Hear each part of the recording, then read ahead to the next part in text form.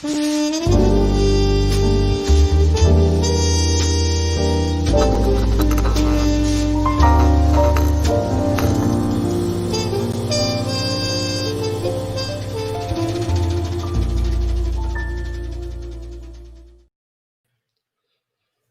going on, guys? We're live. Welcome back to the channel. My name is Jason, of course. Welcome to Morph, Mixology, Reptiles. And we are live online here. Looks like we got a bunch of people already up in the chat. So really appreciate you guys being here. Thanks for all the love and support thus far with these live streams we're doing now. Tonight's interview and hangout or open mic, whatever we're calling this, is really needs no introduction. This is a big deal for me. I'm really excited for this one. I hope you guys you realize how big this is. That we started out with MJ, and I really like MJ. I respect him a lot, and it was a good starting off point because he's really easy to talk to. This might be a little more difficult because I am way outclassed here in my league, but we've got two of hands down the best keepers in the game with probably one of the longest histories. Not only that, they can feed every single one of the animals that all of you guys watching have. So without buttering it up too much more, I'm going to go ahead and bring in Desiree and Steven from Cold Blooded Cafe and Reptech. How you doing, guys? What's up? Hey, man. How's it going? I hope we can live up to that intro. If nothing, that wasn't enough, man. I'm already speechless. Thank you guys so much for coming on. First of all, this is huge. I know you guys have real busy schedules, and Des got the little one to work with, and that's I understand that struggle now too. Believe me. Right. No, I really appreciate you guys coming on. I guess the easiest way to start before we do, get too deep into it, and that is, if there's by any chance that somebody in here or watching this doesn't know who you guys are and what you do. If you wanted to just do kind of a quick overview, just a little introduction, and kind of tell everybody what you're about, we'll go from there. Okay. I'm Desiree, and I'm the owner of Cold Blooded Cafe and co-owner of Reptech, a reptile business with Steven. And Steven is the operations manager there, so he actually does all the real work. I just kind of sit around and be a mom. Just kidding. I do a lot with the reptiles. Yeah, we run a massive rodent company, sending out frozen feeders and breed all our own rodents and feed all our own reptiles. And it takes 7 days a week, and then it just starts over again. Like there's no breaks, and it's a hustle. Well, I can definitely imagine. We'll get to that for sure. First of all, I got to ask Desiree, how's Lars doing? Lars is great. How old is he now? He's almost 20 months. Oh wow, okay. It goes so quick. I mean, mine's my wife's putting ours down, and she'll be 4 months next week. So it's crazy how fast it goes. So yeah, no, that's good. It's good to hear he's doing well. I guess we'll start. I mean, the easiest thing to get into here is first of all, where did the two of you end up meeting? Did you bring Steven on to help with the stuff ahead of time, or how'd that work? So we met first time meeting her or Forrest was at Tinley Park in I think 2015. I bought an olive python from them at the show and just kind of always kept in contact. And then about 6 months after starting college, I'm like, all right, I'm over this. I got to do something else. And that's when I moved from Chicago down here to Indianapolis and started working here and getting involved in the crazy life of rodents. I was obviously already doing reptiles for a long time, but that was my intro to the rodent business, and actually enjoyed it a lot more than I would have expected. So definitely was the right move. So that was more, you were more brought on originally for rodents than reptiles? No, he was reptiles. I was brought on exclusively for reptiles, and that lasted about a month. And then after that, I was hardly ever seeing the reptiles anymore. So. We have had waves, as you call them, ups and downs in our staffing. And so Steven was there for one of the down periods where we ended up with 4 people. And he was... No. 3. Okay, 3 people. To put in perspective, Des and her sister Mindy included, we're at like 10 or 11 right now. So wow. Okay. Yeah, it was like... it was like 14-hour days, 6 7 And you guys were as big of an operation then as you are now? Yeah. Yeah. We have our reptile collection's a little bit bigger now, but rodent wise, it was very similar, and reptile wise, fairly similar too. So yeah, pretty much. Okay. All right. I guess I know there's probably some. We talked about some of this before we started. That there's probably some things that are kept close to the chest, so to speak, in what you guys do. But how big is the rodent collection? What's an average month look like for you? Yeah. What's your numbers? An average month, I mean, it's, for us really, it's upwards of 10,000 a week as far as production goes. So, good month is like 40,000 out of that barn, 50,000. I was excited when I was doing like 400 to 500 a month. Yeah. I don't breed rodents anymore. We bought this place and I don't have the facilities to do it, which is why I just got my first order from you guys last week, I think it was. And it was as top quality as everyone said it would be. So I was definitely impressed. Glad to hear that. But yeah, no, that's insane. Is it yeah. The facility itself? I've seen some kind of like panning shots, on Cusco's videos or whatnot in the background. Is a lot of that stuff hand built, or do you guys use all commercial racking, or how's that work? So no, it's almost all commercial, almost all ARS and Freedom Breeder. We do have some hand built racks, but not many. At that point, you need the longevity and the consistency, I would imagine, for sure. Yeah, absolutely, and just you can't beat them. There's a reason why they're doing as well as they are. So you need a real professional to hand build especially a rodent rack, to be no doubt one of the stainless steel ones. Yeah, no doubt. So what do you have specific? I guess one of the biggest issues people have, especially when they start breeding their own rats, is trying to time it for the variety in their collection that they need. They may need 30 fuzzies today and 4 smalls and 15 larges or whatever. Like, do you have it cordoned off so that that you've always got a specific supply of all the sizes? Oh yeah, absolutely. Yeah, just at different cycles of our process, we'll take a certain number to euthanize, and it's a whole cycle where for a while, and even since I've been here, we've been kind of dialing it in more to where it's down to a science. What's really nice from the reptile side of things is we don't have that problem where we're supplying thousands of collections around the country. So to feed our own stuff, we know it's always there. Yeah. Yeah. And for me personally, after, I bought from Cold Blooded Cafe before I moved here, going from frozen thawed to freshly euthanized, I personally would never go back. And it really, it makes from the reptile side of things, it's just so much more convenient where any feeder we need is at our fingertips, At any size. Just one building away. So for the reptile stuff, you guys do mostly pre-kill then? Mm-hmm. Yeah, we only do, as anybody does, only live when it's 100% necessary. Yeah, for sure. It was definitely, when I was breeding my own, it was convenient for sure to have that there, and it was convenient to feed live because then if they don't take it, they're not interested, whatever, you throw it back in the rack, you've got it for you got it for next week, whatever. Obviously, that is kind of a pain in the butt with frozen because once you've heated it up, it's toast at that point. And so some people will say you can refreeze it once, but I don't personally recommend that. It's doable, but if you thaw it out properly. From Cold Blooded Cafe, we're saying don't refreeze your rodents. But I'm fine with letting them thaw all day long in the snake room, and then I will heat them individually as I need them. Yeah. And if I end up not using some that were thawed, I'll freeze those. But once they've been heated to serve, their garbage at that point, as far as I'm concerned. It doesn't seem like it's worth it.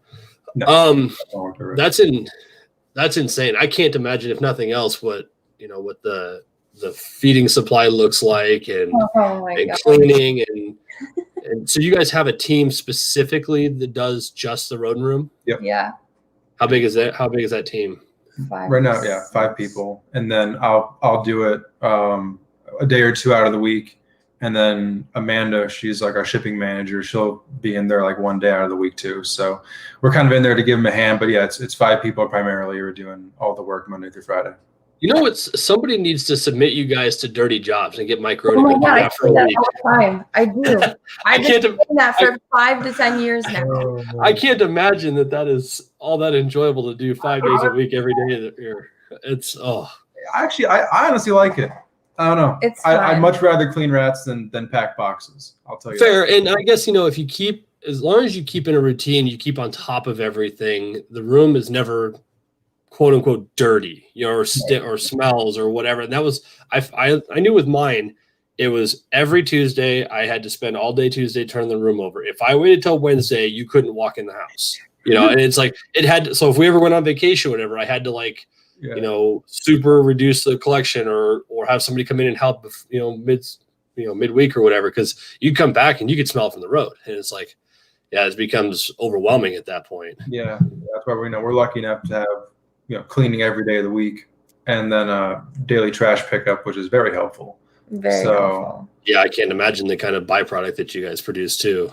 I mean, I know when I was down at Justin Kavilka's place, he does all his stuff. When he turns them over, he just dumps them into like a little trailer behind his tractor or quad or whatever, and then he just dumps it out in his pasture or his field or whatnot. It's like mulch or whatever. But on a scale like yours, I mean, you're talking truckloads at that point.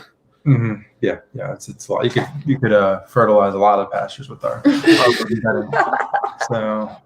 So what I saw in Barczyk's one of Brian's videos, a while back, whatever, he was talking to you guys. I guess it was when he was on his road trip when he stopped by and said, visited.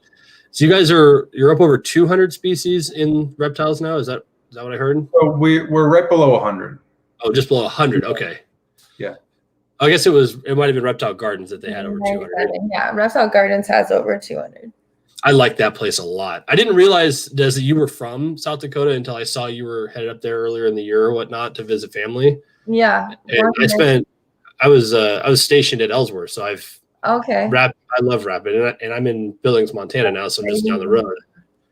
It's Reptile Gardens. That's a fantastic place. If anybody's not been there, that's definitely a stop to make. I really enjoy going there. So you got just under 100. Then what? I know you do. Do you still do ball python stuff, or do you do all obscure other than that? All the weird stuff nobody else has.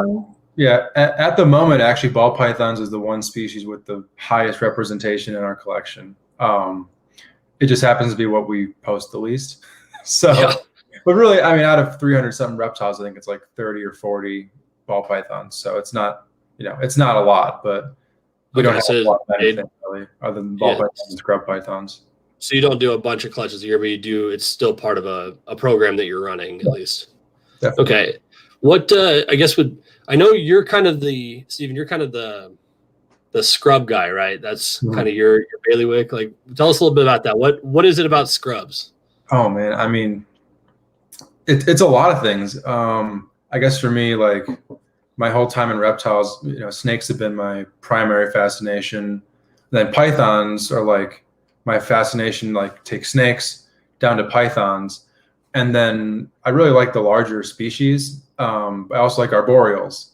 So arboreal, big python, put it into one. You have the scrub python. And within scrub pythons, there's 5 different species. And amongst those 5 species, like 30 different locality or color variants. So being in this one complex, it's not like with Timor pythons, there's an axanthic, but like you got Timor pythons and they're amazing, but you got one look with a little bit of variation. With scrub pythons, you can have gold and purple ones and, tan, solid black, like almost no pattern. They're really the variety is endless, which I love too, which, ball pythons was my start as far as like keeping goes. And I, obviously love the morphs like everyone does. So that kind of like that fascination kind of transitioned into like a locality type fascination, which really kind of also led into the scrub pythons for me. So with that kind of stuff, are you guys particular about specific localities, keeping those pure and bloodline and stuff like that? Because that's something obviously that we don't have in pythons because they're only from 1 or 2 places. Right. Yes and no. I think with scrub pythons, there's a few locality types that like are cut and dry. That's what it is. Where there's no like, well, maybe it's this, maybe it's that. Like if you see this phenotype, you know for a fact it's this locality type or this species. With barneck scrub pythons, like what we just produced this year, there's 6 or 7 different locality types that people will list on their list on Facebook of what they have for sale.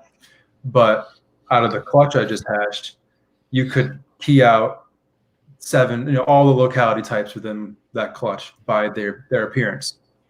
Obviously, they're not 7 different snakes, or 7 different locality types. So I really am not convinced about barneck scrubs in any way about a locality type being a real or like the phenotype being attached to a locality type. Okay, so it's not so much like the Morelia world where those guys are vicious about bloodlines and localities and that kind of thing. It is. I just don't think that anybody knows for sure. Oh, okay. I'm kind of like the way I look at it. If the 2 animals look very similar, breed those 2 because there's more likelihood that they're either similar or the same. For instance, with like a Moluccan scrub python, that's a full species. Like I would burn someone at the stake for breeding that with a different type of scrub python. So like interesting. Yeah, or like a Beox scrub python. They're super cool. They're like black and brown, really cryptic pattern. Technically, they're the same species as a barneck scrub, but I would cry for a week if somebody bred a Beox scrub to a barneck scrub. So it's kind of complicated, and I don't even know how I feel about it myself. To be honest with you. So. So Des, one of the things that I'm sure plenty of people are curious about is, I guess it's a 2-part question. A, were you into reptiles in that prior to meeting Forrest? And if not, B, how do you get your wife on board to be a full-time breeder and in the hobby and everything and carry on the legacy beyond? Yeah. So I had a small tree frog when I was a little kid, like 10 years old. And, but other than that, I went herping and stuff, looking for stuff and critters when I was younger, but in South Dakota and went to reptile gardens and grew up like literally 5 minutes from there. And then I met Forrest when I was like 15 and he had a 13-foot Burmese python. And I was just kind of like, holy crap, that's one way to introduce it, I guess. Yeah, I was a little nervous at first. And then throughout all our years, I just went to school and he just kept getting more and more snakes. And then eventually just asking me to help, and I wasn't really that afraid. I had a little while to get over the snake fear, but lizard fear, I didn't have that at all. Like I just jumped right into that. And crocodilians, I jumped right into that too. It's like she'll grab a croc monitor or like a caiman, but God forbid, a 3-foot scrub python. The ones that can actually tear you up. Yeah, right. Yeah, it's so weird. I gotta stop her. It's like, no, that's stupid. Like, I'm like you're putting yourself in major danger. I'm afraid of the baby barnecks. Oh, how funny. Yeah. So I always use this term kind of, I guess kind of harshly when I ask the question, but did you have a goal or a pipeline of that to a quote unquote real job before this became what it is? I have a bachelor's degree in nursing. Oh, really? Oh. Yeah. You could have a real job. I'm a nurse right now. Although you're probably better off just dealing with the animals and not dealing with the rest of the world. That's what Forrest would say. He'd be like, we're going to make more in a month than you will salary a year as a nurse. And I was like, yeah, that sounds a little bit better. And I didn't want to be someone's boss either. So I just wanted to go out and get my master's and then do psychiatric nurse practitioner and just have my own firm. And I'd like, buy me my own firm someday so I can just manage that. So you have any desires to revisit that idea, or is this now? I do, yeah, I really do. When Lars starts school, I want to get back into it. Oh, that'd be cool, yeah. And they put everything on Steven's shoulders and let him deal with it. He already does. I'm actually allergic to rodents, so I can't work with the live rodents. I can only deal with them frozen.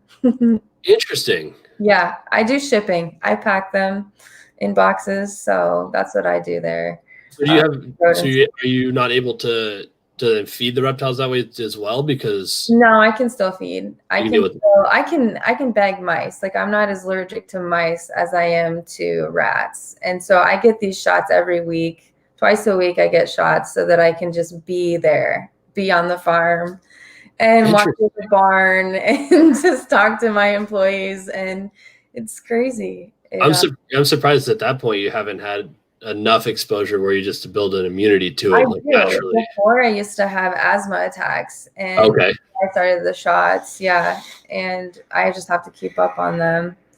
But I had been off them during pregnancy and breastfeeding, so I'm just like getting back on it again. It takes a year before you're at maintenance. So it's like a process. Wow.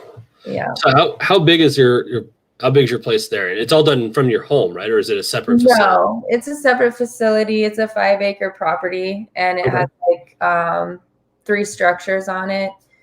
So that's all reptile rodent combinations. Wow.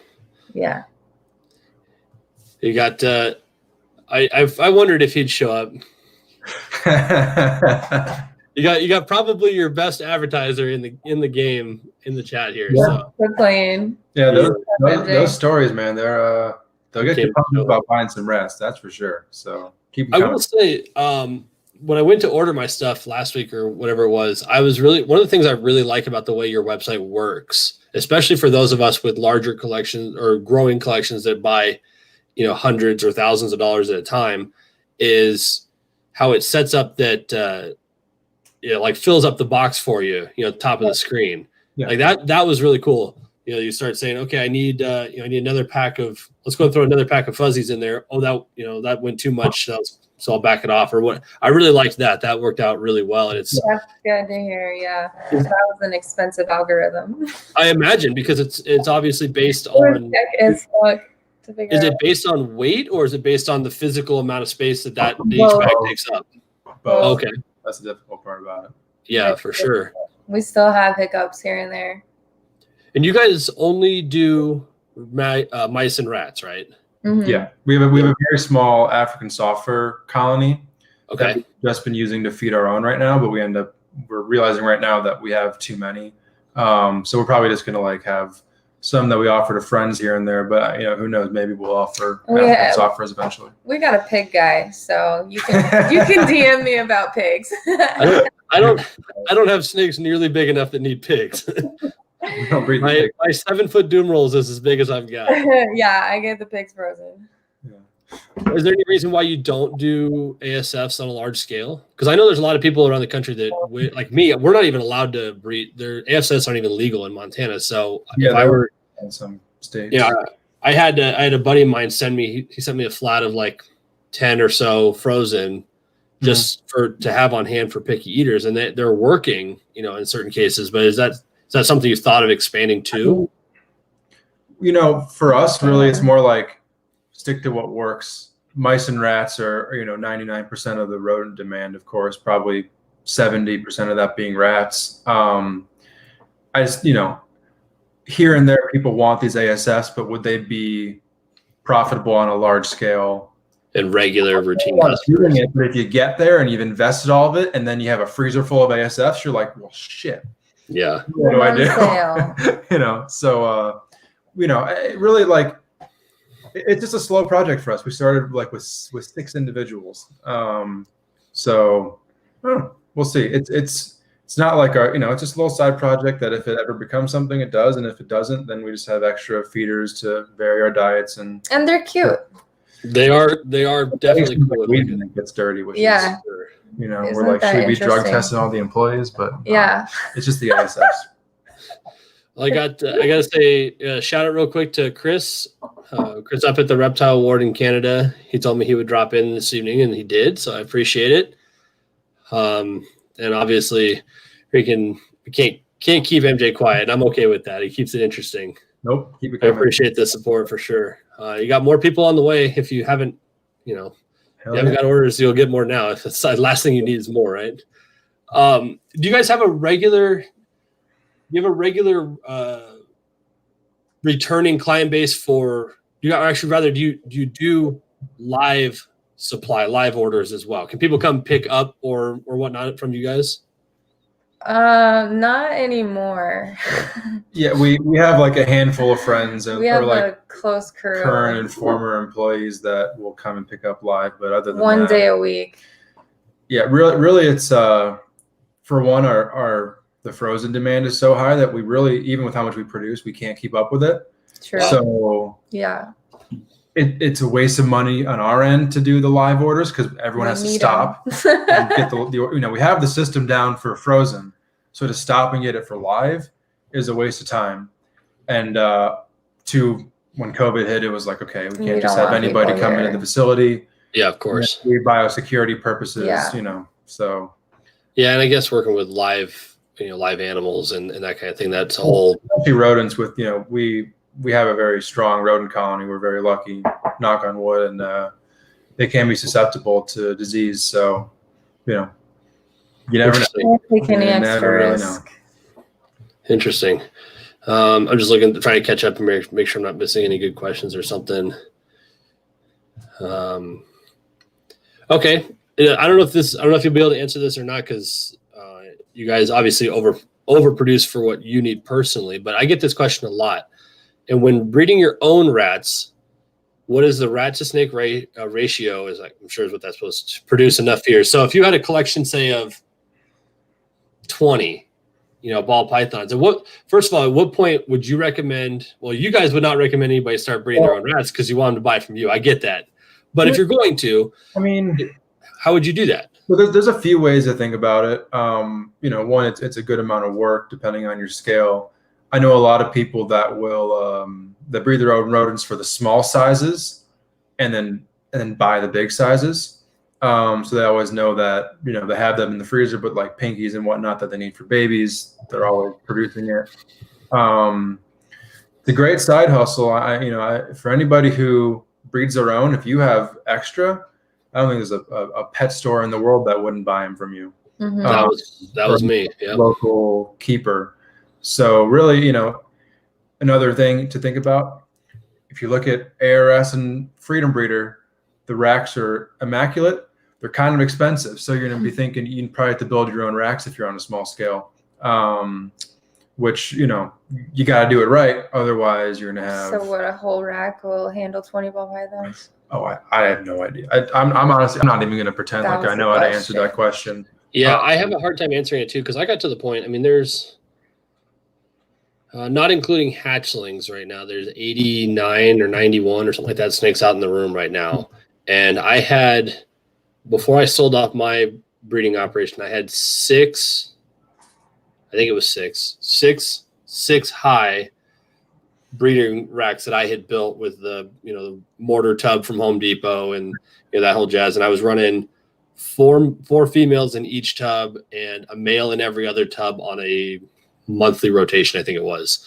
And that was enough to produce everything I needed for the most part, and generally have surplus to sell, like you said, to the local pet stores. And then when I went and sold off the collection to the main breeder here in the area, I had put probably a 6 or 8 months supply in the freezer of pre-kill.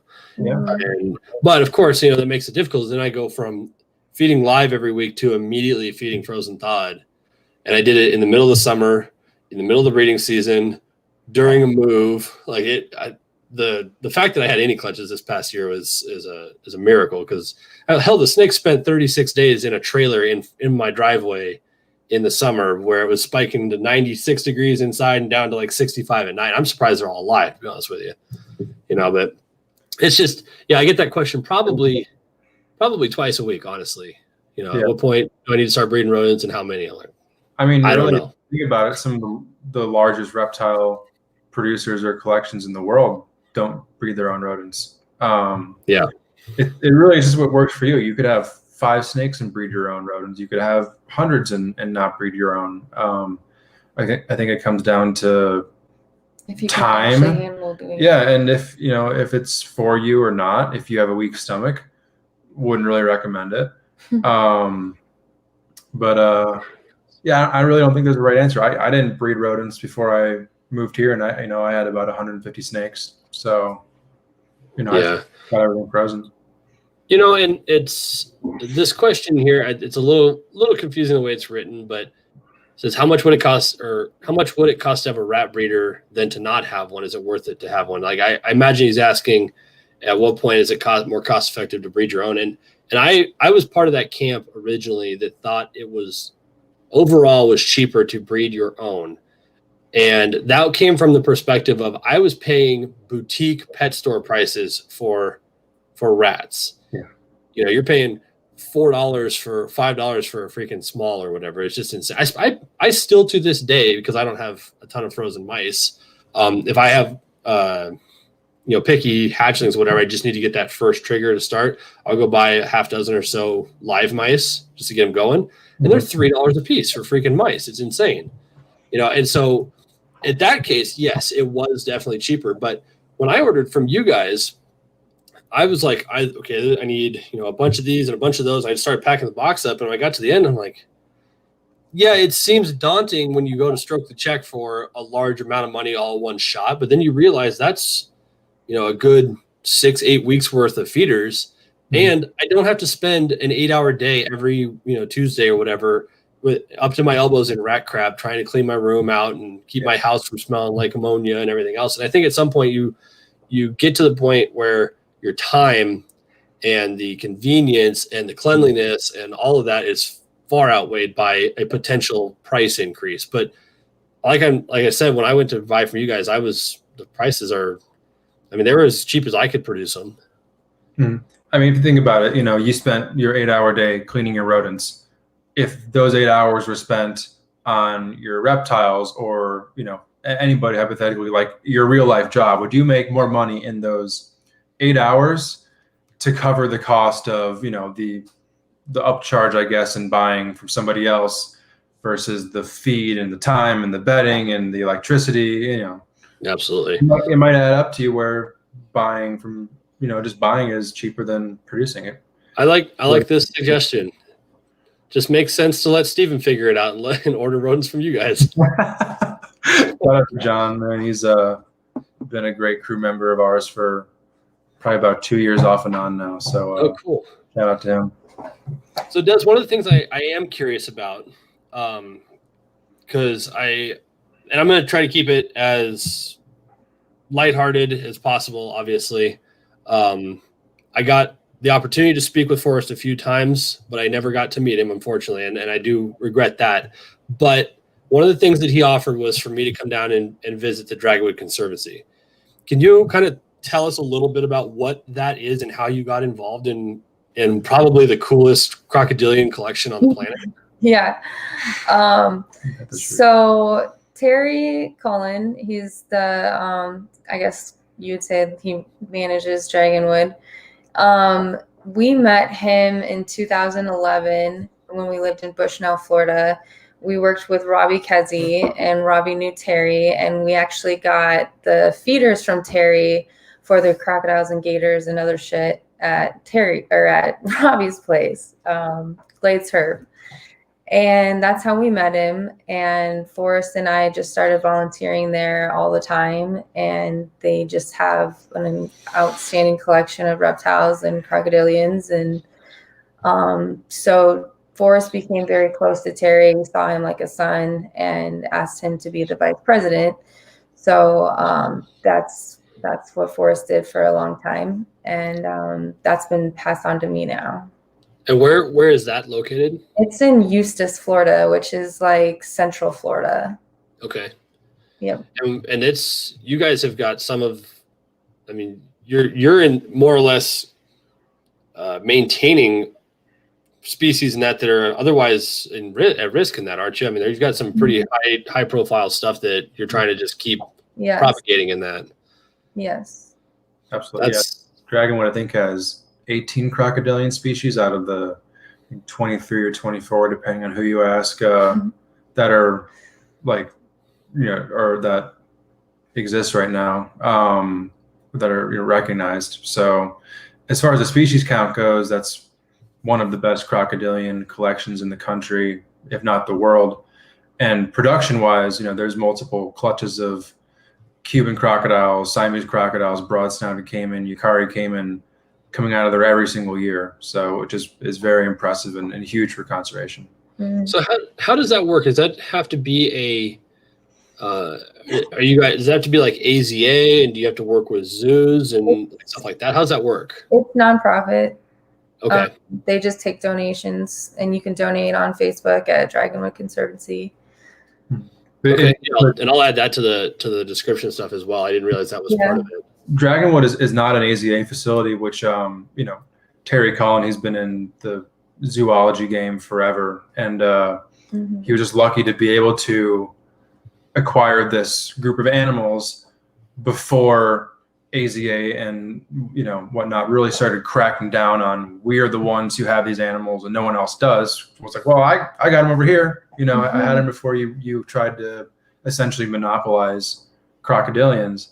And for the facilities that are in the AZA that are progressive enough to work with either private organizations or, like in the case of Dragonwood, nonprofits, it allows for this great bridge to mix bloodlines and place animals here and there just for assurance populations or where something happens here, hey, at least there's a group of them over here still, and you didn't have all 100 of the remaining blah blah blah at this facility that had a tragedy. God forbid that ever happens to somebody, but they've practiced to get them out there, to spread the animals around, especially in the case of somewhere like Dragonwood. If a zoo hatches a clutch of, let's say, Orinoco crocodiles, super rare, critically endangered, and for the most part controlled by the AZA. Dragonwood has an Orinoco crocodile. One goes there of the opposite sex, unrelated bloodline, and that's a great potential future breeding pair for that species that could further the genetic strength, and then also how widespread the population in captivity is, that insurance population. Wow, that's mind blowing. I'm speechless. I just can't even imagine. I have been fortunate enough to see through both Brian Barczyk and Brian Cusco's videos in that what kind of goes on there, and some of the stuff that's down there is just insane. Yeah. I mean, some of them are quite frankly terrifying. You get those like jet black ones with the long snouts, and them teeth are this freaking big. I'm like, nuh-uh. Those are incredible. And yet Des doesn't like the baby scrubs. I love the baby scrubs. I love the snakes too. They frighten me a little bit more. And I've been bit by snakes more. And I don't know. I just have a touch with lizards and crocodiles. I don't fear them whatsoever. Speaking of which, Stephen, is it true that the scrubs are notorious for faces? They're face biters. I only got one on the chest. So the only times I've been bitten by scrubs have been like hand or like forearm. I think the whole face biter thing is they're defensive in their enclosures. And if you just go too close to them, they're just gonna bite you in the face. Like, I've seen Cusco's come flying out of its tub at me. Oh yeah, so long. Oh, and their strike ranges are incredible. But the only bites I've taken have been honestly just from trusting an animal a little bit too much. And I actually see it right. He's got a bruise there. Yeah, on the other side of my arm. I don't know. Can't figure out this mirror thing on the camera. But I just got bit the other day, and the snake was a little bit agitated in the tub. I got it out, and then it came across my arm and just kind of tapped me. And I was like, fuck did I do to you? Like, I'm drinking your water. Like, I wonder that sometimes, even with the hatchlings, you go to pick them up and they're just striking like crazy. Like, I'm trying to help you. Like, give me a second here. Yeah. Like, who do you think I am? Like, have I ever preyed on you before? I hold the babies while he cleans them. I do. Okay. The babies are all super calm. I'm working on my big fear here. Do you guys have a crew in the reptile room as well, or is just for the rodents? Well, John and Jay. Yeah, John and Jay, Emily for a little while. We've had people who've been here to work with them, but we really never have somebody who's exclusively reptiles only, just because our needs elsewhere within the business of the property are so high, and the rodents really they come first. Because you need that care every day. You can, it wouldn't be great. We could not enter our reptile rooms for 3-4 days, and everything in there would probably be fine. you know, I've been feeding the lizards and whatnot, but in theory, everything will be just fine. You know, the rodent barn, like you said, if you're in there Wednesday instead of Tuesday, it's a whole different story. If we're out of that barn for one day, all hell could break loose. So, and God forbid any get out or something. Yeah. It's like, yeah. So, you know, at this point, at the moment, and actually as of Friday, John, who commented earlier, just started a new job. So it's just the two of us. But you know, periodically we have people who even work with the rodents. You know, they kind of work their way up to being able to do some hours with the reptiles too. So we have volunteers now and then. So we have a good amount of people who work with them, but it's us primarily at the moment.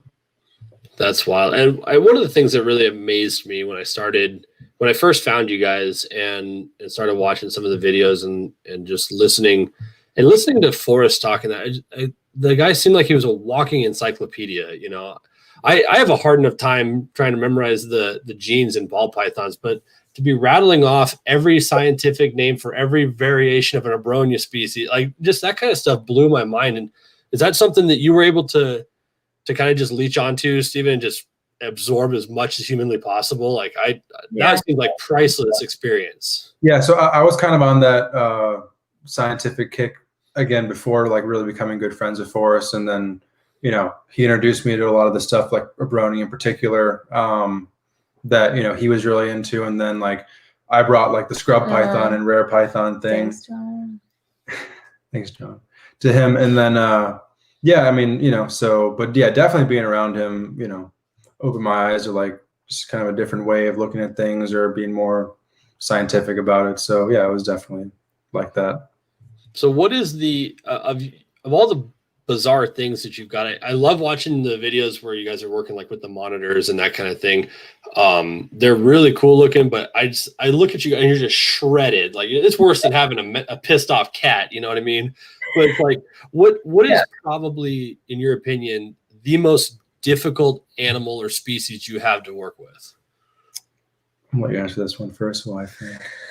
I mean, I got this question earlier on Instagram, and I was gonna say scrub pythons. But if I have to just like pick a lizard, I would say the tree monitors, because they scratch the shit out of you and they're really, really fast. Yeah, if I had to pick one, it would be a toss up between the tricolor monitor and then our biggest spectacle caiman. She's scary. I can't even do that one. That one's too. And they're getting to the point where like no human is stronger than them. So you got to use technique instead of brute force with them. Then. Well, it's interesting that neither of you even mentioned the croc monitors and that, and everybody seems to have this perception that they're just mean. You know, not really. They just wear gloves. They're super intelligent. They're really cool looking. I'll give you that. Gloves. Yeah. Oh, and they're amazing. You know, Kilo, the one that we're always posting. She's incredible. Has a great attitude. Our younger one right now, so obviously Baby Kush is at the Reptarium, and they're working with him a lot. He was a monster when he was with us. We didn't have hardly the time that that Bruce has to be hands-on every day, which is great. That's what a lizard like that really needs to be good with interaction. As far from like a breeding standpoint, it really does nothing how friendly an animal is towards humans. But if you're running a zoo like the Reptarium, you want every animal there to have the ability to come out and interact with the people that are there. That's their purpose there, and it's education. Our smallest one right now, her feeding response is like nothing other. It's a velociraptor. Oh my gosh! So they kind of look like that anyway. In the monitor room that we built, the big enclosures have treated wood framing and then really strong wire all over it, so there's good airflow in there. The room's pretty humid, and with her, whenever she sees a rat, she'll jump right onto the front. I'll take the rat and do circles around the 8-foot-high door, and like I can go as fast as I can, and she's right there.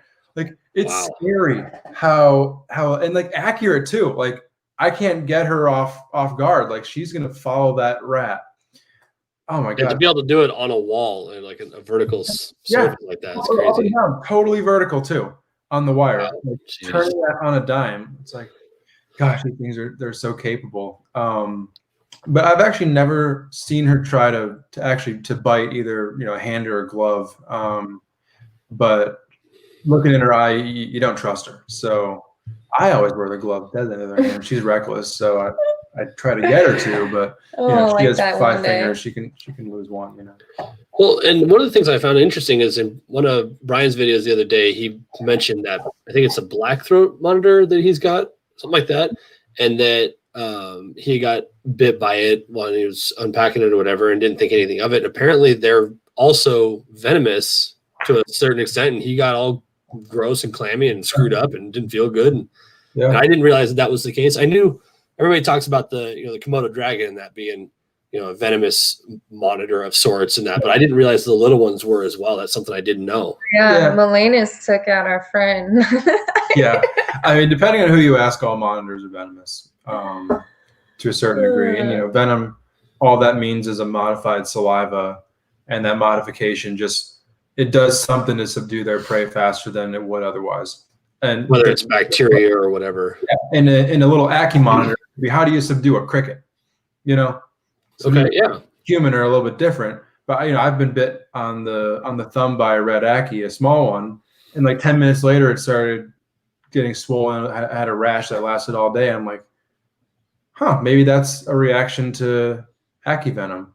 Like, interesting. Who knows? It had no effect on me, but it didn't look like any other. It didn't look like leopard gecko bite.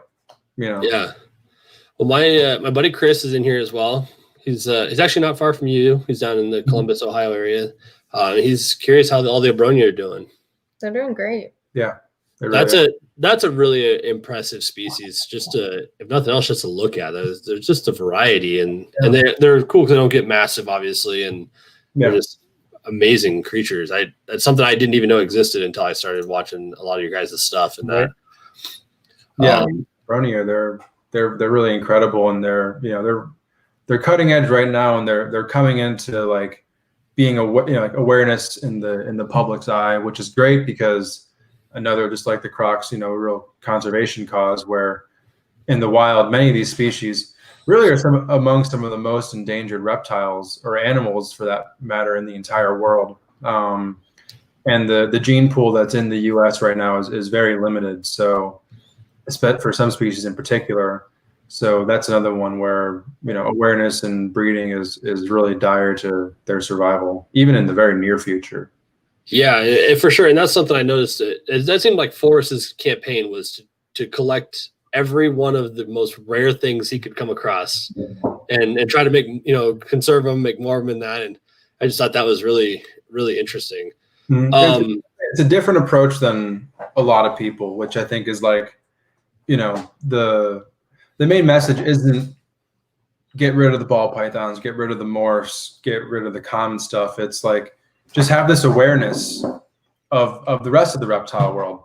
And whether you partake in it or not, it's at least like in everybody's minds that sure, we have the morphs and they're great for a number of reasons. But then there's all the other species that need our help or just need somebody here and there to have a breeding pair or 2 breeding pairs. I've had a lot of people on Instagram message me saying that, I just from what I posted, they got interested in like scrub pythons or olive pythons or something like that. And it's like, that's great. You don't need to have 1 million of them. But I think it would be really cool for a lot of people who are into like ball pythons or corns or, leopard geckos. Get 2 animals here that are that just don't fit in with your stuff, Well, that's what I've started doing. I'm in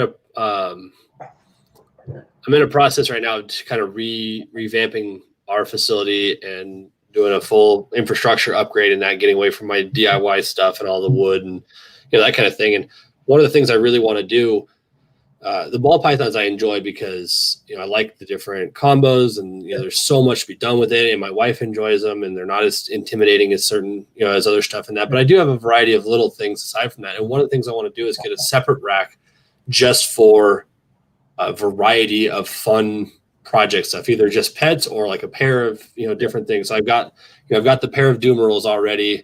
I've got a pair of coastal carpet pythons. I just put a deposit down on a black-tailed crebo. I'm really excited to get one of those. But the same. I've talked to Garrett Hartle regularly about super dwarves. I'm fascinated by the retics. I don't need a 17-foot, 200-pound giant that's capable of killing me. Really does. Yeah, But no one really needs that snake. But some of the stuff that you guys have, like you said, like the scrubs and the Timors, and I'll tell you what everybody knows, the dream animal, at least for me, is to own a Bolins. I think the Bolins are just phenomenal. They're so cool looking. Chris in the reptile ward, I just blew his mind. He didn't know I was getting a Crebo. It's probably going to be a year or so at least. They're not out yet. So what I mean for somebody, for a crew that it seems you have everything, like you got all of the cool stuff. Is there anything that you don't have that you'd like to add? Bolins. Fair enough. Good answer. I know where you can get it for you. I think Kevin still has some, but I want to know where you can get something for not 10 grand a piece. Yeah. No doubt, for sure. Yeah, but Bolin's pythons, I love them, and I feel like I have an opinion on them right now that people might not like that much, but that's okay. That's why it's an open mic night. Yeah, no, right. I'm not gonna not share it. I think it is extremely what's the right word for this? Irresponsible for somebody to buy a pet Bolin's python. Why do you say that? Because they need to be bred. If you buy a pet Bolin's python, you're eliminating that animal from the gene pool forever. And especially with how hyped they are right now and the prices being driven up, it's driving people out of the market that are actually going to put the work in to conserve this species. Because all these babies that everyone's seeing, those are wild caught. Oh, okay. They're not farm bred. They're not captive born. They're not this. They're wild caught babies. It's been published very publicly. Yeah. That what happens is, and this is how the people over in Papua New Guinea make their living. So the way I see this, there's nothing really wrong with this. That they'll locate these nests, and when they hatch, they'll take a portion of the clutch, and they'll sell the babies for like $1,000 a piece out of the wild. That to a village in Papua New Guinea, that's like their year. They're everything. Yeah, absolutely. With snakes. So it's very important for their survival. And really, it probably for their sake shouldn't end, but it probably shouldn't be needed in the numbers that it is. So let's say three males and 2 females come in, and the 3 males all get sold off as pets. And then somebody wants to buy a trio of them that's actually going to put the work in as a breeder. Oh, well, the males are gone now. And maybe Bolin's pythons won't show up for another 2 years on import. And then maybe when they come in 2 years, that male is $15,000, but that person works a day job and can't afford that. You've eliminated those 3 males, those 2 females, and then those next ones from the gene pool because they'll never reproduce. And Bolin's pythons are so hard to produce in captivity historically that really probably the only way to do it is to raise babies together in the same room from birth to when they're going to breed. So if you're buying adults from somebody, chances are you're never going to breed them. That's just history is played out that way. So I personally feel the way that the Bolin's market, and I think this is just about the only example of this in snakes right now. I feel like the hype around them is generally great. I think it's detrimental to the species at the moment, and it's kind of sad to me a little bit because I've never worked with Bolin's pythons. I've had a handful of instances where I've been able to interact with an individual, but I'd love to get some and would be thrilled to be able to even attempt to breed them someday. And rather have 30 people attempting it 1 year than 5, because only 5 people get their hands on breeders. Can we still bring them in from New Guinea from in doing that, or is the importation not allowed earlier anymore? This year COVID really messed up exports from Indonesia, and the way their quota system works, it kind of messed it up for the entire year, where you're seeing the volume and the quality that you were before. So come next year, really every year is new because the export countries will issue a new quota for the number that can leave during that year. And some years, like, and I don't have this information, this is kind of what I've observed. I feel like with Moluccan scrub pythons this year, there was a zero quota. Either that or there was no collector collecting where they come from, because I didn't see a single one brought in the entire year. Bowen's pythons, there have been a few here and there, but not many. And, you know, at any given time, zero quota, nothing. In Europe, you cannot get an exported reptile from Indonesia. At all. Like in the continent of Europe. I mean, unless it's smuggled, you can smuggle, you know, it's smuggling for a reason, it's illegal. Yeah, but that's an EU or it's a European requirement or restriction, or that's Indo not sending them out? No, it's Europe, because you can still get Indo to here. Yeah, interesting. What if that happened here? That's why Yeah. I originally bought Halmahera scrub pythons. A friend of mine over in Europe was like, yeah, you know, they're nowhere anymore. It's like, I'm like, oh shit. So next ones I saw, I bought. And I still have one of those. It's just a scary thought, and especially with something like Bowen's pythons, you know, if that ever happens, you're really looking at this point, like 3 or 4, let's say 5 people in the country whose combined effort could preserve the species for captivity. Whereas if those imported babies up until now were placed in the right hands, and not to say people who have them are necessarily the wrong hands, but the hands of people that have that foresight of these animals could be very important for the species going forward, not, oh yay, pet tube, let's show off my Bowen's python, you know. That's interesting. Why do you think, I mean, what is the justification behind why they're so difficult to breed in captivity? You know, I think it probably just has to do with their climate being very unique for a python. Where they live, it's almost kind of similar to like a Bronia in a way, where they're high elevation and kind of colder forests with, you know, lots of rainfall, lots of humidity. But then they find these little den microclimates that are very warm. So like if you kept a Bowen's python at 60 degrees ambient, yeah, it would probably do really poorly. But if that's their ambient temperature, in 4 hours a day, they have access to a 90-degree hotspot, and then they have their heated, you know, underground, so to speak, box to go in. That's how they can thermoregulate. And then there's the other side of that argument where it's maybe we're pulling these animals out of the wild, taking them somewhere totally different. This is how I see things with people who try to go really extravagant in their setups, thinking that this extravagance is what's going to help them breed. When you get an imported reptile in, what everyone does, and what they probably should do, is you set it up super minimally, reduce the stress on the animal, like in a small box to get it to eat. And if they do well, that's what they're established in. And you raise them in that, maybe move them up some sizes of tub or cage or whatever. That's what they're then used to. Take it from there, throw it in a giant display type enclosure with different temperatures, different light cycle, different feeding, and then just totally throw the animal off again.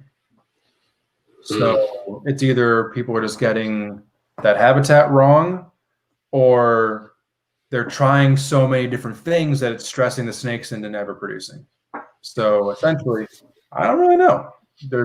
Haven't been enough attempts really to truly say what the problem is with Bowen's pythons. That's interesting. It's a really incredible species. Oh yeah, absolutely. Obviously, I saw this videos in that with Kevin's, and then last year when I think it was last year when I was out back home in Sacramento, we went out to G3X and saw theirs. Yeah, and I got to hold that, and you know, it's just a baby at that one or whatever. But I was like, man, this thing is just nuts, and the fact that they, you know, the colors, and it's like it kind of felt like me. Or to me, is like a retic, but not as big, but it still had that look like it was trying to, you know, figure out who you are, what story. Like it was super smart. I really like that. And that's one of the things that draws me to retics is they've got that inquisitive look to them. Like they're just trying to determine what is going on, you know. Going for you'd like a scrub python.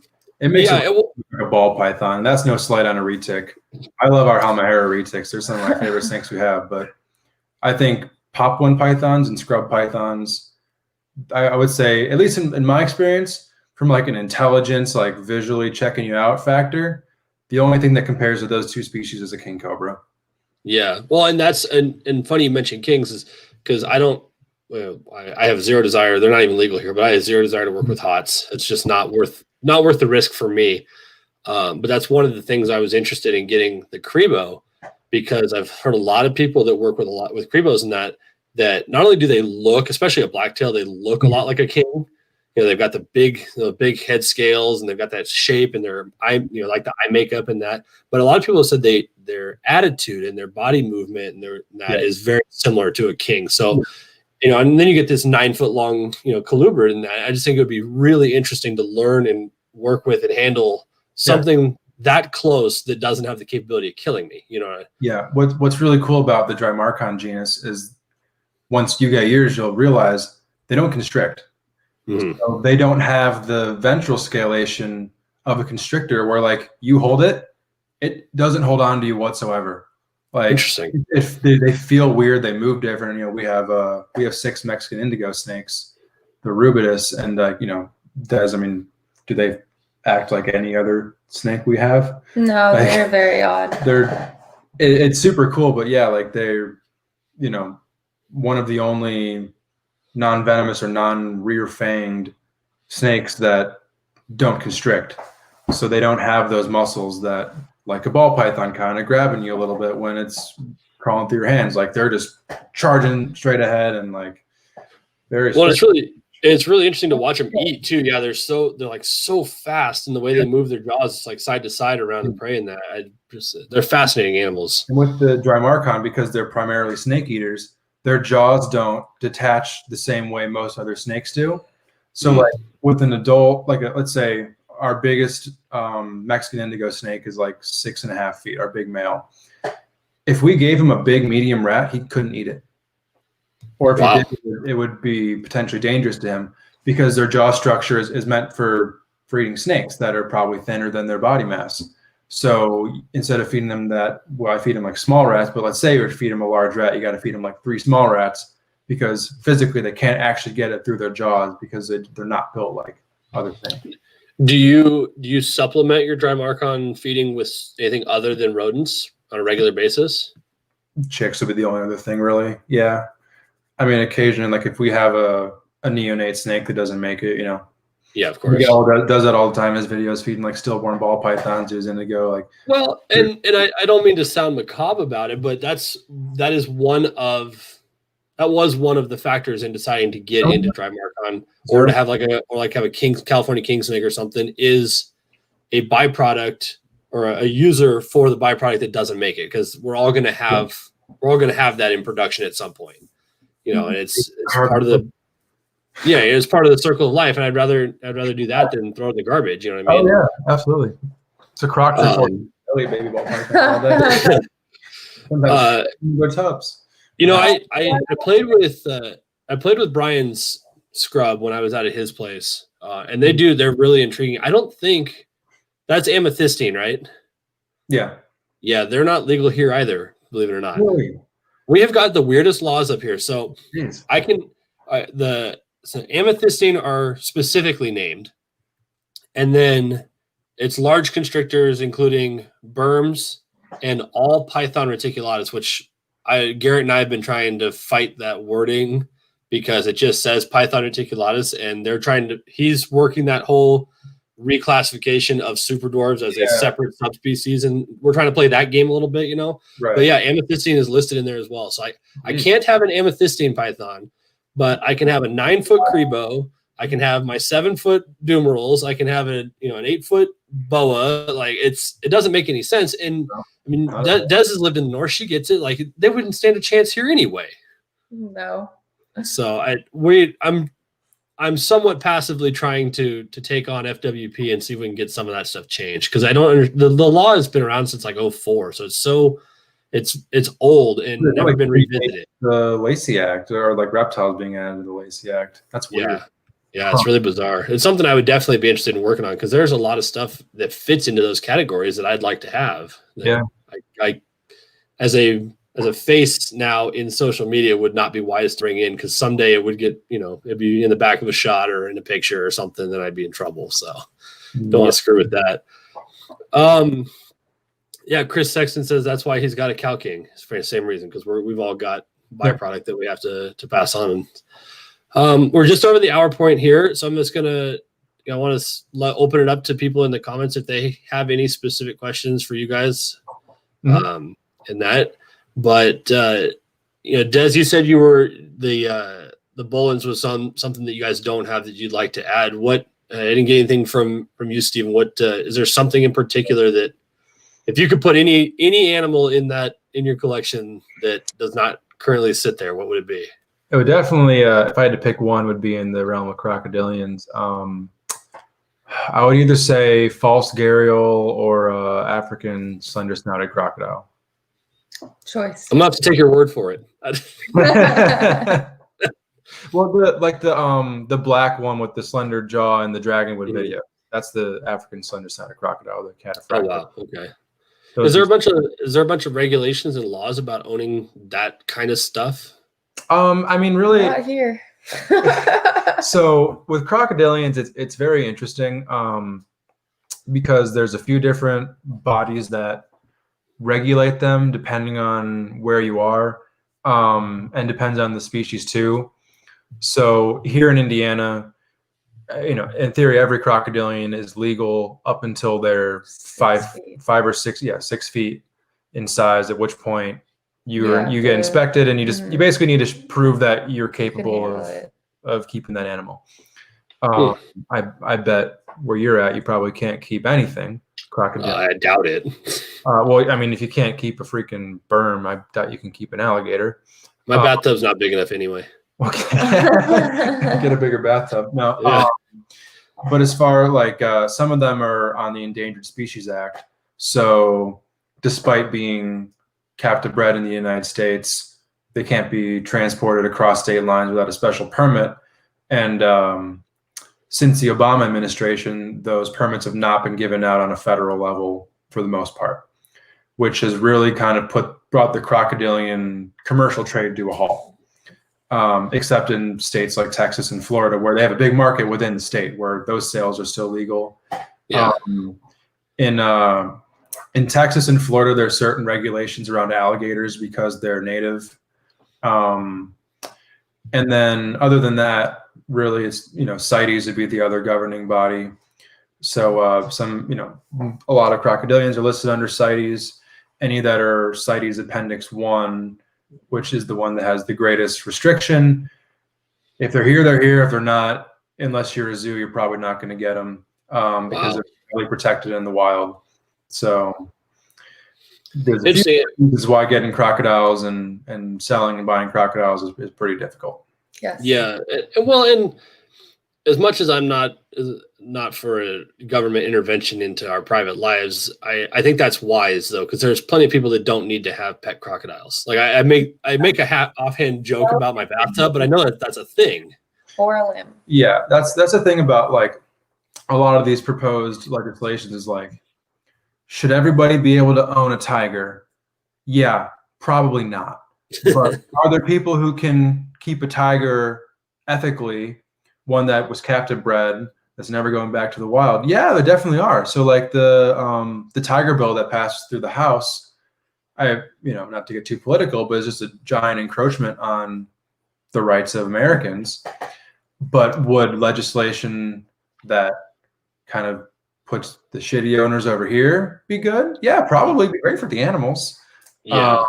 But for those who are doing it for educational purposes or for the welfare of the animals themselves, it's a death sentence. So I feel like in the world today, middle ground doesn't really exist anymore. You got to be on the extreme here or the extreme here. And if the right answer is in here, they don't care. You got to be over here. Like that's true in pretty much every aspect of life anymore. It seems like it really is. And as far as like legislation with reptiles goes, that's where we should be. But the groups that have the money, like PETA and Humane Society, they need to polarize it because that's the only way they can. If you looked at people like us and probably everybody who's watching and commenting, you'd realize that their argument holds no merit. But when you have these advertising dollars and you can polarize it to the public, you can win just off of the perception that you're putting out there, which is really frustrating when you're us who are doing it right, Well, and I don't think, I mean, you talk about the tiger bill and that, I think it doesn't help when you have something like of the stature of the Tiger King, and No, that was yeah. that TV special probably was the nail in the coffin for that whole bill long before it was ever drafted. Yeah. As entertaining as it may have been, it's just that probably doesn't help. And it's one of the things with your US ARC shirt I see there. It's one of the things I think is important is we have this. I do grassroots lobbying stuff for my job on Capitol Hill every year as well. So I understand what USARC does on the ground level behind the scenes. And I think what people don't realize is just how, maybe not how much the politicians in Congress and that are well versed in reptile keeping and that kind of thing, but how top of mind it still is in DC. So you see legislation, whether it's locally or nationally, and stuff comes up constantly because, whether it's a personal vendetta against reptile owners or not, that's irrelevant. But it's not something that they're trying to just necessarily sweep under the rug. Like, this stuff is front of mind with these guys sometimes, and it's very, like with the Tiger bill, it's very heavy, I guess is the best way to put it. And that's what people like USARC, that's what we need that for. The ones that are, or like in my job, the union that runs that stuff, they're constantly they're reading every piece of paper that comes across Congress's desk or whatnot. It says, hey, wait a minute, on page 263 of this spending bill for, cleaning up the parks, it says that we're no longer going to allow, amethystine pythons in Montana. And and that's it. And, you and I aren't going to necessarily sit and read through all that stuff. So, Phil and the guys over at USARC, they're doing incredible work to make sure that we can still do this. I mean, the second COVID relief bill in its initial form would have reversed the decision on the Lacey Act trial that took the berms and retics off the Lacey Act. I remember that. Yeah. The COVID relief bill. Yeah. Come on. Well, at least do it to our faces. as a it hits a little bit close to home because back, I guess it was 2 years ago, when Trump let the government shut down because they didn't get the funding for the continuing resolution and the budget and everything done. In that debate, and what was sitting on Congress's desk and on Trump's desk was about the border wall. Whether you agree with it or not is irrelevant at this point. But because they could not come to an agreement over a wall, I went 36 days without a paycheck. My job has nothing to do with border walls. But as a federal employee, like you're saying, it's tacked to the bottom of the page under a stack of papers nobody wants to read. And, it's just insane. So when I saw that Lacey Act thing come up on the COVID bill, everybody's like, yeah, pass this COVID relief. We all need the money. Just start pushing out the door like, whoa, and USARC comes out and says, hey, guys, way back here in the back of this filing is a little piece of verbiage that's going to ruin this for all of us if you're not paying attention. And that's one of the things I really appreciate about Brian Barczyk too, is when he sees this stuff, he brings it top of mind to an obviously very large audience. He had this thing with the most recent one with the zoos or whatnot that could potentially harm, the reptarium and stuff like that. It's just, I listen to a lot of what's going on with, his name escapes me. The iguana guy down in Florida. Ty Park. Yeah. It's like, it's something we got to stay on top of for sure. And we got to just shout out and really appreciate Phil Goss and those guys for doing that work for sure. So, yeah, the name USR can't be said enough, really. Yeah, no doubt. And it's sad because, COVID taking away all of the shows for the year and that they didn't get all of the regular support that they would normally from the auction and that kind of thing. That's just kind of a natural flow for their yearly budget. So that's, we'll put their stuff in the description as well for people that want to donate that didn't get to go to any of the shows to help out. So anyway, I guess is there anything else that you guys want to bring up or talk about that you had anything that you wanted to discuss specifically? Like I'm way outclassed here on what we're discussing. So, I mean, I could sit and pick your brain for days on information for sure. Yeah. I mean, I feel like I've been like Oh overpowering yeah. you this Oh, whole big time. time. So I feel like so it's overpowered, the dice but show now. no, it's cool. I invited you on. It was supposed to be my interview, but I was like, no way. I gotta have Steven on with me. Like, he's my partner in crime. Yeah, So, I'm totally fine with it too. I knew, I knew reaching out to you, Desiree, was a little bit kind of out of left field because you and I had only spoke maybe once or twice prior, and so I that's part of the tough part about building, these interviews is reaching out to people that you've either never talked to or just crossed paths with, and that. So I knew when I kind of expected that you wanted to bring Steven on as well. I'm glad you did because it gives another perspective. Obviously, he's right there with you side by side with the operation and knowledge too. Yeah. and he's like me. You can just something that's you're passionate about that you're really good at. You know a lot. You can just talk forever. I get that. Well, he does. So he comes up with ideas in the car and talks to me about them for hours and hours. That did happen last week. I'm like, hey, in 2 minutes, I thought of something that's going to change our business forever. Okay, let me tell you about it the rest of the night. Okay. Yeah. That's good. I'm glad. And business is good for you guys. You're doing going well. Mm-hmm. One of the things I forgot to ask you, I'd written down where I ask people when they come on. I asked MJ the same question. What is the etymology, for lack of a better term, of the name Reptech? Where did that come from?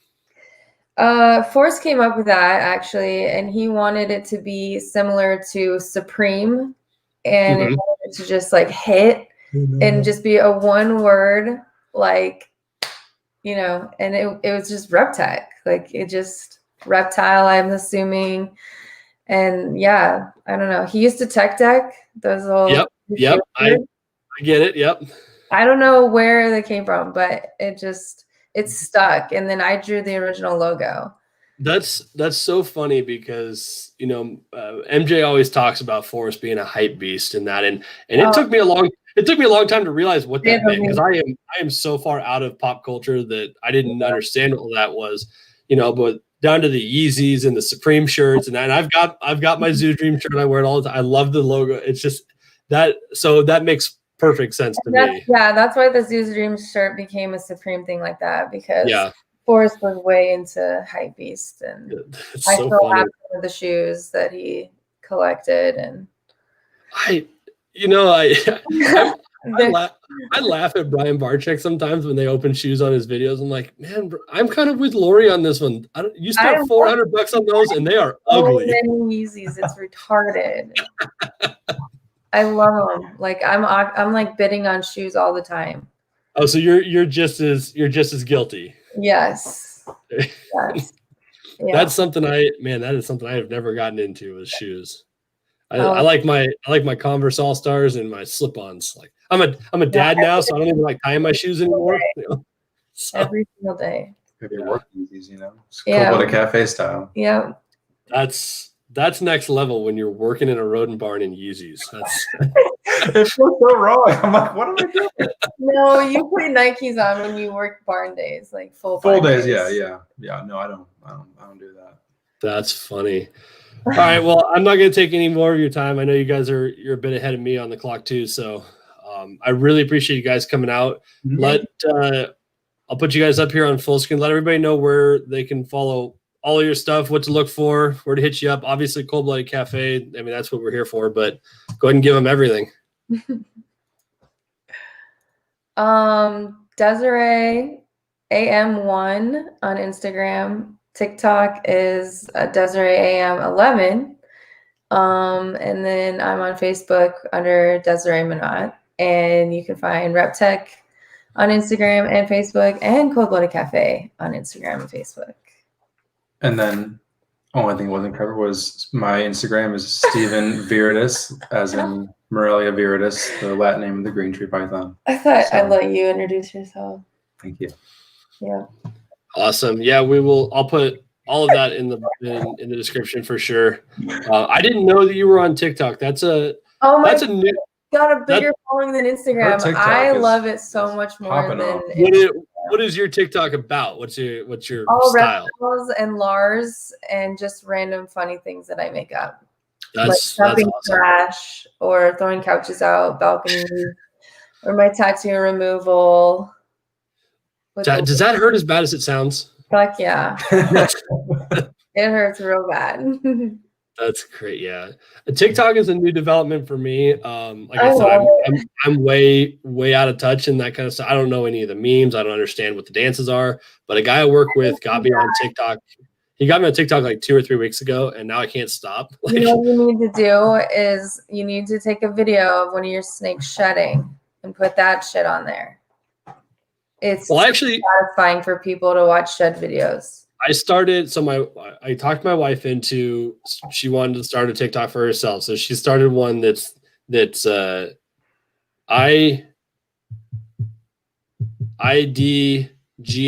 I don't give a fuck. IDGAF Mom Boss.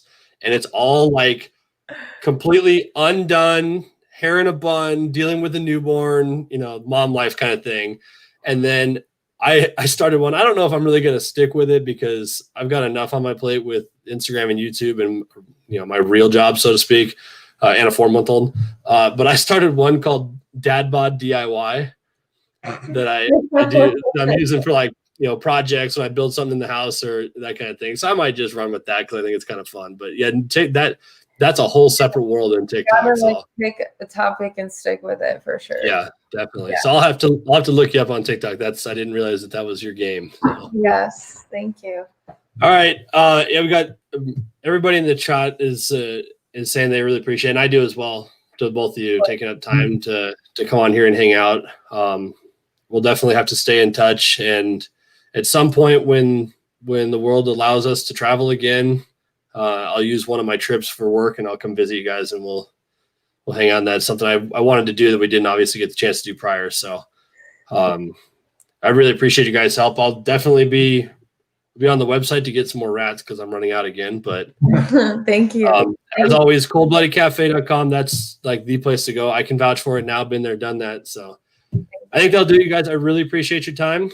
Yeah, thank you. And we'll stay in touch. All right, cool. Thanks everybody for hanging out. We'll see you next time. Bye.